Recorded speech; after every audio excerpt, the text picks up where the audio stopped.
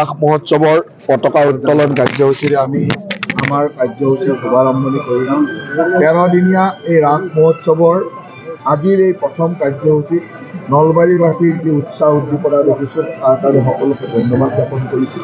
আৰু বিগত প্ৰায় এমাহ ধৰি আমাৰ নলবাৰীবাসীৰ অত্যন্ত উৎকণ্ঠাৰে নিজৰ সময় দি নিজৰ সকলো ব্যস্ততাৰ মাজতো নলবাৰী হৰি মন্দিৰত উপস্থিত হৈ ৰাস উৎসৱখিনি উদযাপন কৰাৰ কাৰণে কষ্ট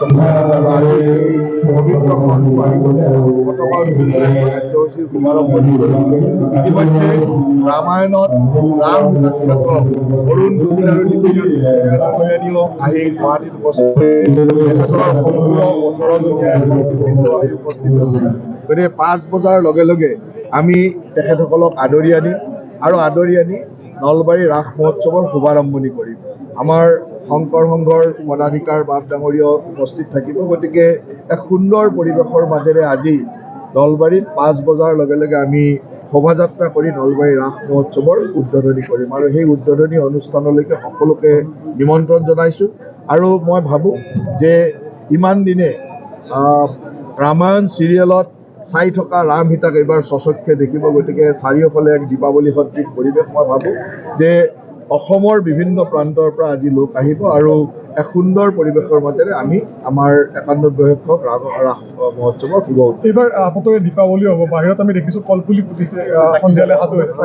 ইমান বছৰ সৰুৰে পৰা সকলোৱে চিৰিয়েলত দেখি আহিছিল ৰাম সীতা, আৰু ৰাম সীতাৰ আগমনে সকলোৱে সেই দীপাৱলী সদৃশ এটা পৰিৱেশ যেন কৰিছে আৰু সকলোৱে কলপুলি পুতি চাকি জ্বলাই আদৰিবৰ কাৰণে সাজু হৈছে। ইতিমধ্যে তেখেতসকলক আনিবৰ কাৰণে সুসজ্জিত ৰথো তৈয়াৰ কৰা হৈছে, ঘোঁৰা আহি পাইছে, ৰথো আহি পাইছে।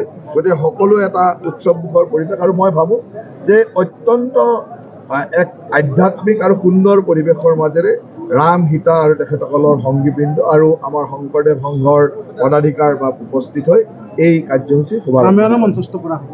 আজি তাৰ পিছতে চুনো ৰাম কথা বুলি এটা প্ৰায় 1.5 ঘণ্টীয়া 1.5 পৰা 2 ঘণ্টীয়া এটা প্ৰগ্ৰেম তেওঁলোকে কৰিব আৰু আমাৰ শুভাৰম্ভণি অনুষ্ঠানৰ পিছতে তেখেতসকলৰ সেই কাৰ্যসূচীটো অনুষ্ঠিত হ'ব আৰু সেই কাৰ্যসূচীটো অত্যন্ত আকৰ্ষণীয় আৰু সকলোকে সেই কাৰ্যসূচীটো চাবৰ কাৰণে মই অনুৰোধ কৰিম। এইবাৰ আৰু কি বিশেষত্ব থাকিব নলবাৰী ৰাসত? নলবাৰী ৰাসত আমি প্ৰতিটো নতুন সংযোজন কৰি গৈ আছোঁ। এইবাৰ ৰাসত আমি কিছু ভ্ৰাম্যমান থিয়েটাৰত অনলাইন টিকেট বুকিঙৰ কাম এটা আৰম্ভ কৰিছোঁ আৰু মই ভাবোঁ যে এইটো এটা নতুন সংযোজন হ'ব। যোৱা বছৰৰ পৰা আমাৰ মৃন্ময় ৰাস, জীৱন্ত ৰাস, কমলা নাচৰ ৰাস, 3টা ৰাস চলি আছে। এইবাৰ জয় বৰুৱা আমাৰ জিতুল সোণোৱাল প্ৰমুখ্য কৰি কেইবাগৰাকীও শিল্পী আহিব, তেখেতসকলৰ কাৰ্যসূচীও আছে।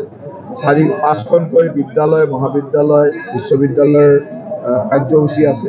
তাৰ লগে লগে বিভিন্ন ধৰণৰ অনুষ্ঠান চলি থাকিব আৰু প্ৰতিযোগিতাও বহুত আছে। মই ভাবোঁ যে এই 13টা দিনে 13 দিন মানে শেষৰ সামৰণি উৎসৱক লৈ 14টা দিনেই খুব উলহ মালহৰ পৰিৱেশৰ বিৰাজ কৰিব।